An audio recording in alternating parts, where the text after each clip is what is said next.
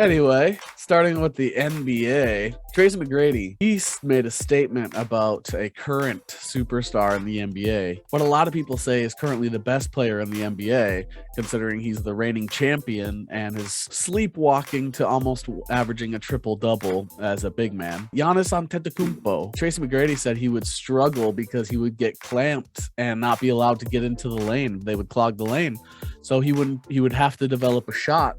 So he would not be able to handle his generation of basketball, his era. A lot of people reacted to that, on either side. But I was watching an interview with Shaq.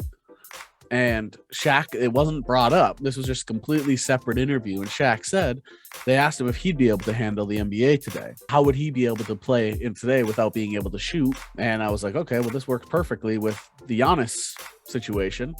And Shaq said, I would play like Giannis. I thought that was absolutely perfect. Like, yeah, Giannis isn't Shaq's size. Like, Shaq came into the NBA.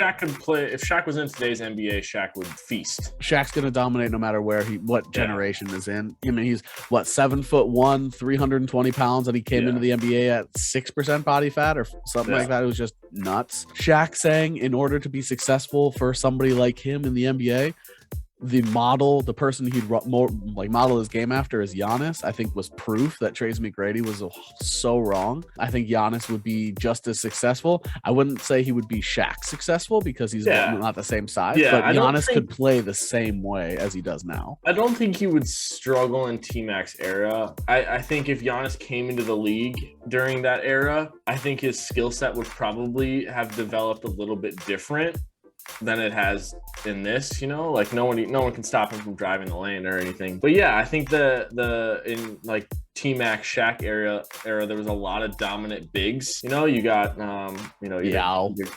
Yao, you got David Robinson, Tim Duncan, Ben Wallace, White. You know what I mean? Like all these, there's a lot of bigs that were probably better rim defenders than we have in our the smaller names like Antonio McDyess. I got Alonzo Mourning. I can't believe. Yeah, you got there's a lot of like big rim defender type people. So I do think Giannis's game would have to change a little bit. Yeah. But if he came in that era, his game would have adapted to that era. So if he came in that era, they would have had him develop post moves. As opposed to now where he can just rely on being bigger, stronger, faster. Yeah. They would have just had him develop his footwork, probably work on his free throws. Shaq didn't have to work on his free throws, but that was the thing, is they ended up being able to do hack a Shaq, hack a Ben Wallace. They did those sorts of things. If Giannis grew up in that era, I think he would work on free throws based on his current mentality. He just seems like a guy that would work. I think he would work on free throws, and I think the 100% he would work on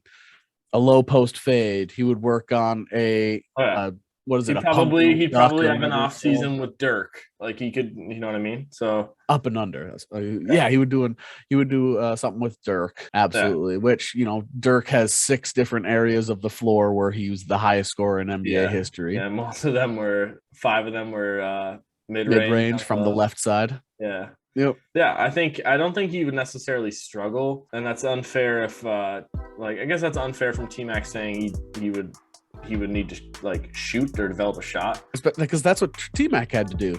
T-Mac had to eventually develop a shot. Yeah. Part of T-Mac having to develop a shot was injuries, so he couldn't move as much. But a lot of players in today's NBA wouldn't be able to survive in that old school NBA, and then vice versa. People in that old school NBA wouldn't be able to survive in this. It's because it's so different. It'd be you get, there's different pacing.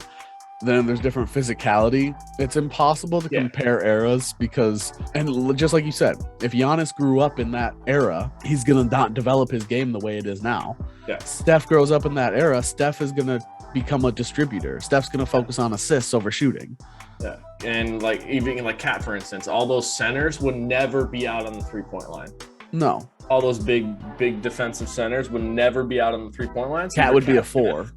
Cat's gonna either get every shot he wants out there, or he's going to be able to blow by whoever's guarding him at this. So I mean, I think Cat the would game's 100% be like a Dirk 4. Oh yeah, Like he would be next to one of those. Like he would be next to a Samuel D'Alembert.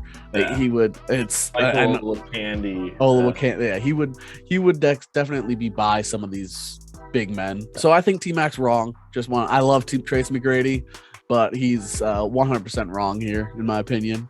I think Giannis would succeed because he wouldn't be current Giannis. He'd be that Giannis, and he'd still be 6'10" and fast.